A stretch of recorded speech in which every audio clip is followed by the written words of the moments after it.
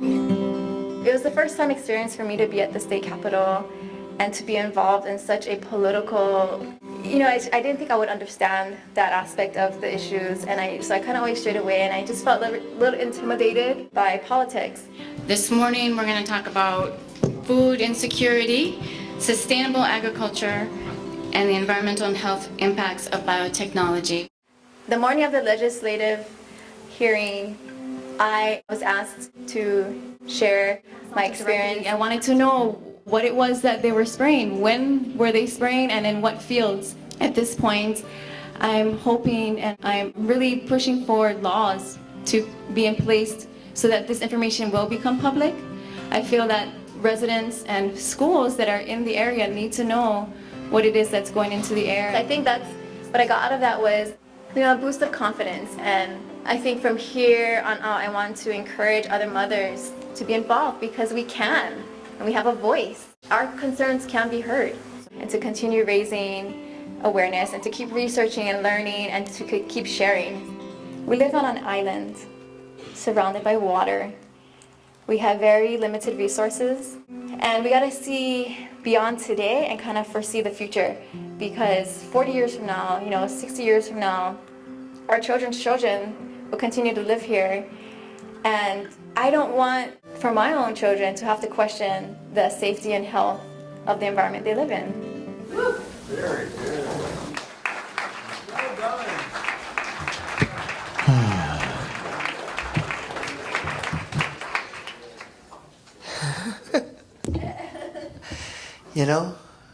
It's real, guys. And it's here and it's now. Thank you so much, Mercy. Thank you for all that you're doing, and thank you, Walter. And so it's with great pleasure now I introduce to you our kapuna, our elder, our uncle, Walter Ritte. Let's have him.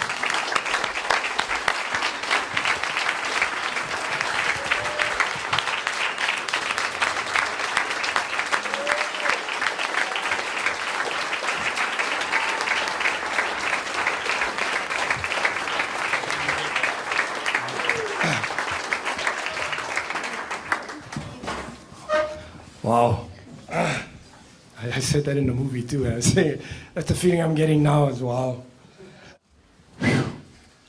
So somebody called me up and said, would you be willing to come to Maui to talk?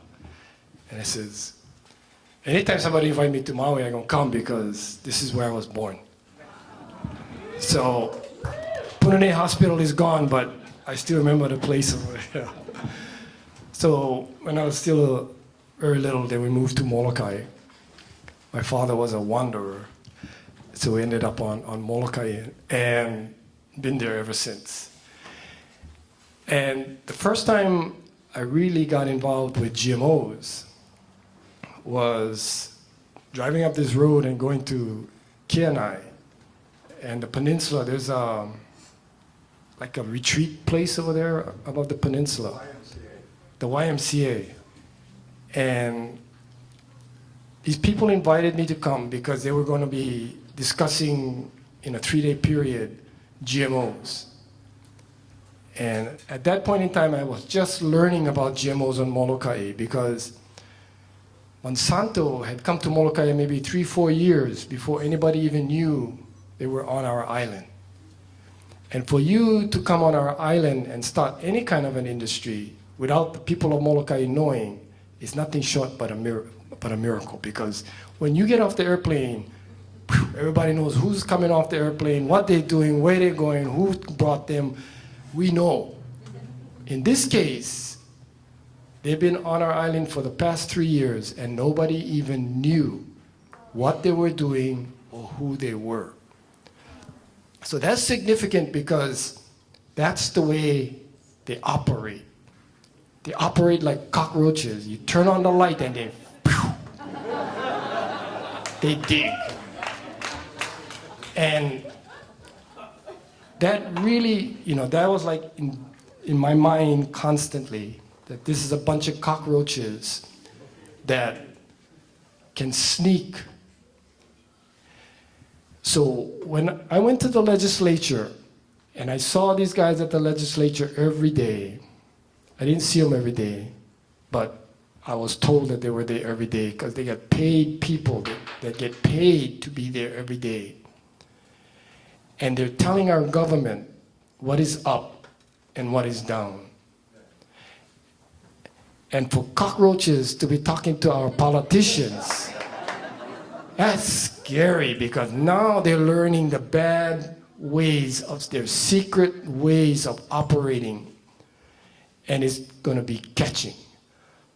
So I really got nervous because not only were cockroaches coming to our legislature and our county councils, but other corporations were coming, and they were after all of our public resources. And the government was passing laws to allow corporations to manage our public resources. And I'm thinking to myself, whoa. Okay. So, what you saw on the film when the whole rotunda was full was people who were worried about the cockroaches. There were people who were worried about corporations being given all of our public resources because the state wanted them to manage our resources and had them pay the leftover monies to the state so the state could service us. And we had Hawaiians that were very angry, and they've been angry. I've been angry since I was born, I think, because that the situation in the Hawaiian community has never ever been resolved. The overthrow, all the facts regarding the overthrow, all the facts regarding we were annexed were all BS and lies. And our queen told us that she believed that someday the wrong was going to be made right. And she believed that the democratic system of the United States of America was so great that that was going to happen. So the Hawaiians are still believing in what our queen believed, and I don't know how much longer we're going to be believing in that and wait for that. So these people were also at the legislature. Local 5 was at the legislature because these corporations were buying Waikiki. And at about this time now, when everybody's been selling, buying, improving, selling, making profits, buying, selling, improving, making profits, at this point in time, the guys who are now buying up Waikiki, all these corporations, are looking to figure out how they're going to make their profits, so they have to cut expenses. And the people who were marching with us are the ones that were getting cut. The service industry. Local 5 saw the writing on the wall, and they joined us to help protect these islands from these corporations. So the coalition is building. And I have an opportunity to go to all of the different islands with this issue of GMOs. When we started out at Kianai, we were just a handful of people. We didn't know what we were doing. I went back home. We did our first protest. We were scared. We were holding signs. And Monsanto was finally announcing that they were on our island. They had all of their people. They had people come from the mainland. They had police, everything. There was 5 of us with the signs. And we were outside, so we tried to go into the meeting. And it was all with the police department, the county police. It was all blocking the doors. So we were really scared about doing what we knew we had to do. I'm saying that because in a very short period of time, we were at the legislature with the rotunda full of people yelling, "No GMOs." We went to Haleiwa, and we had 1,000 people marching on the north shore of Haleiwa. We went to Kauai. We had 2,000 people marching in the rain in Poipu, which never rains. And we thought nobody was going to show up, and there were 2,000 people, all soaking wet with kids marching. We came to Maui, and we had a couple thousand people marching in Maui. We went to the Big Island. There was at least 1,000 in Hilo, and a little less than 1,000 in Kona.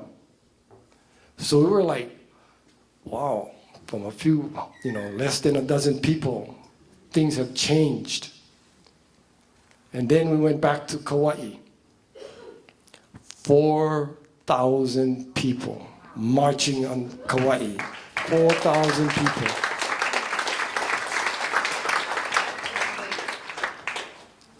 So there's a wave. And politicians, in order to be a good politician, you need to at least know what is 1 and 1. So, and then you need to know out of 3 people, how many you need to survive and win the vote. So it's simple mathematics.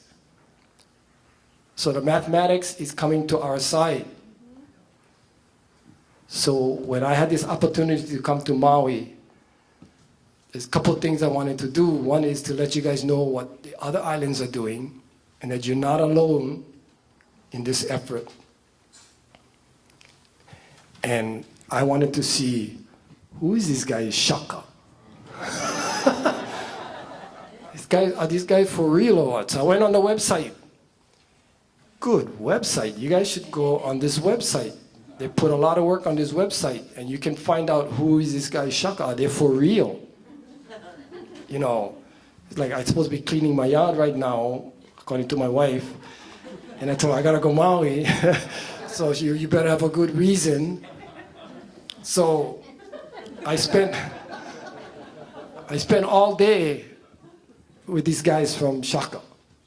And I'm willing to put all my energy, all my help into this organization because it's a solid organization.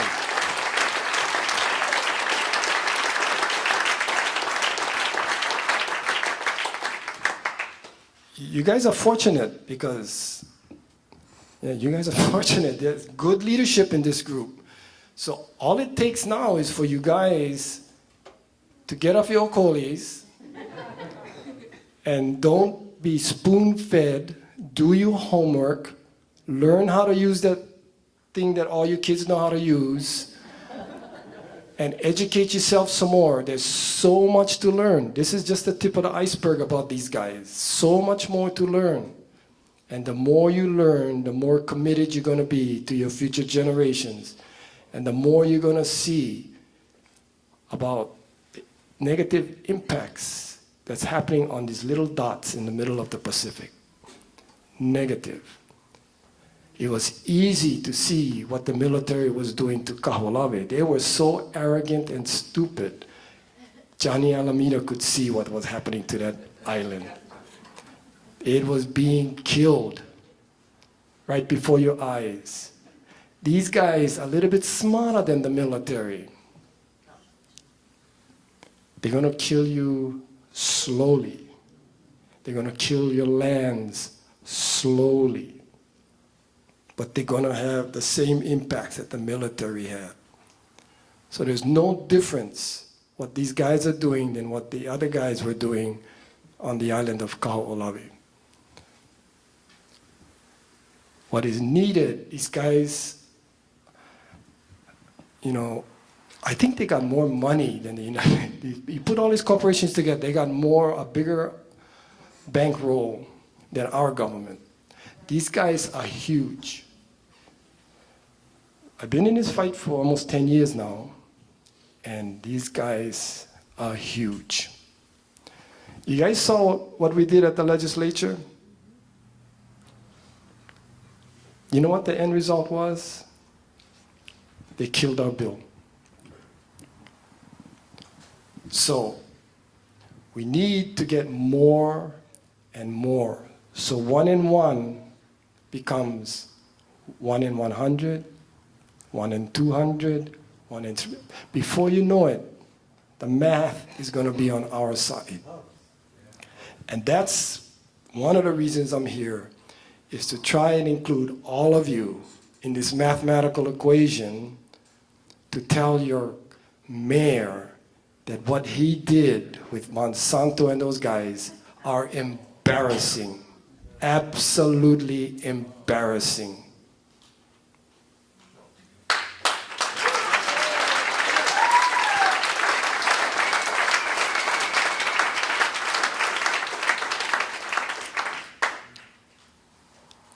Johnny Almeida could see why he did it.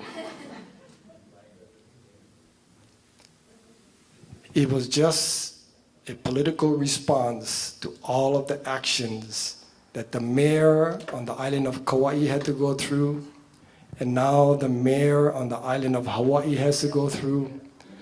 This guy never liked be put in that situation where he would have to show his colors.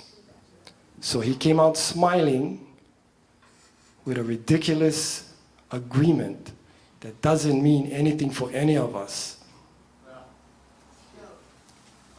So, you know, I don't know him that well, but he didn't come to Molokai to ask us anything about GMOs, nothing. And he makes such a huge decision without any input from us. And I don't know if he came and talked to you guys, so I cannot say that. But we should be demanding that when you make these kinds of decisions, there's a process that you have to go through to include the people that are going to be impacted so you can understand your decision. And not say, oh, this is the first step only. Well, that was a pretty small step. So we cannot accept this kind of stuff where we are not included. Whether it's corporation, maybe that's what he learned from the corporations, because I'm telling you, these corporations are influencing our politicians to act just like them.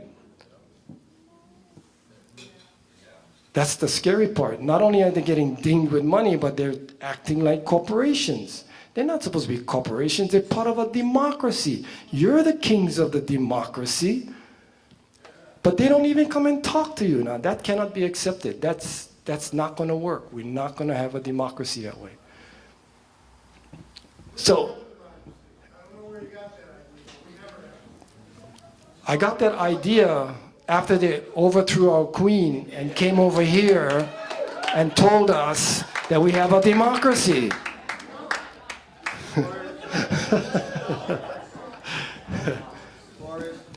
I saw democracy in action on Kauai.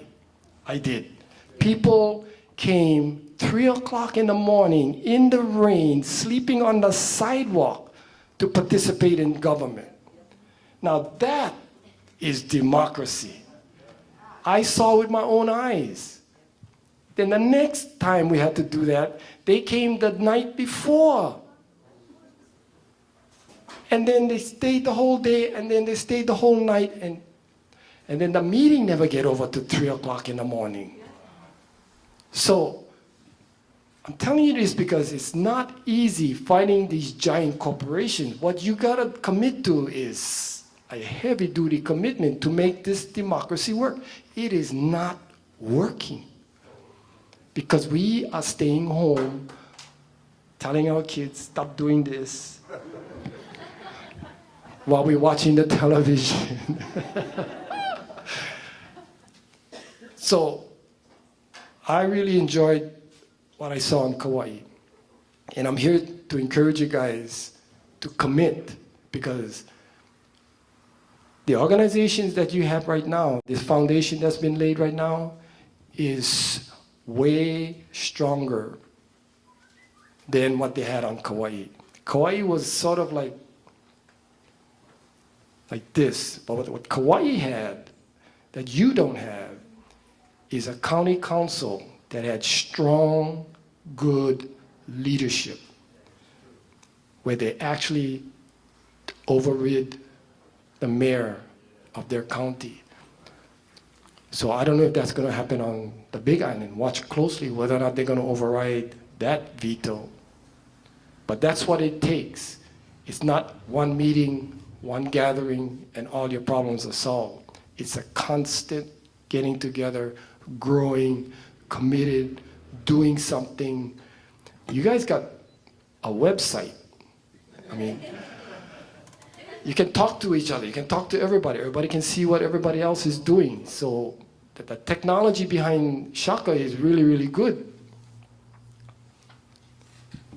So I wanted to end by saying, mahalo nui for the invitation. And I got another invitation too. Maui Community College invited me to come and talk. And I can't wait to get,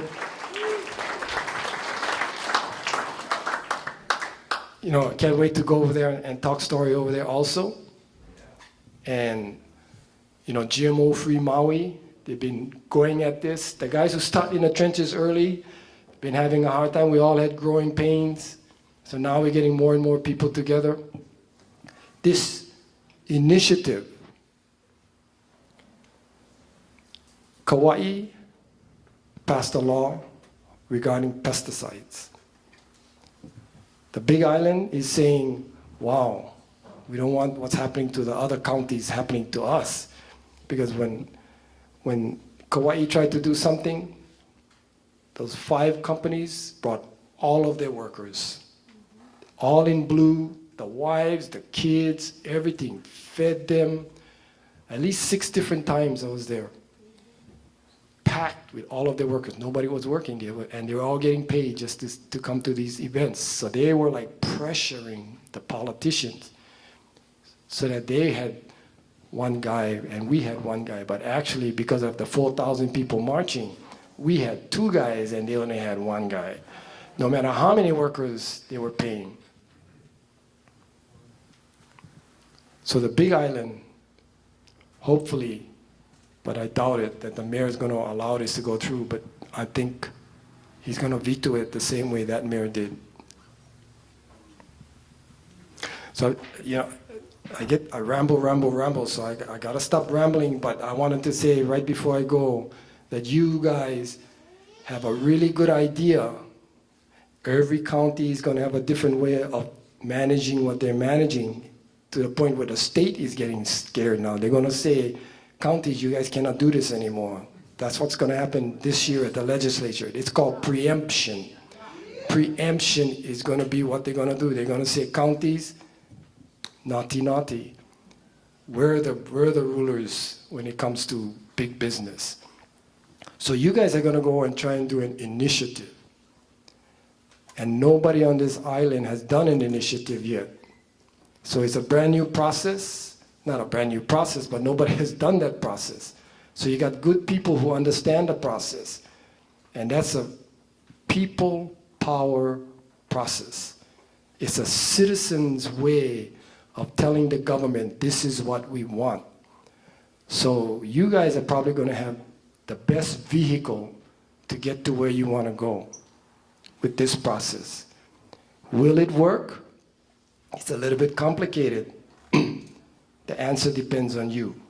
How many people are you going to tell about this process and get them involved that this is a good, positive, democratic process that allows you the power to dictate your own future? So Maui no Oi, get hold of your own future and join this initiative, Shaka.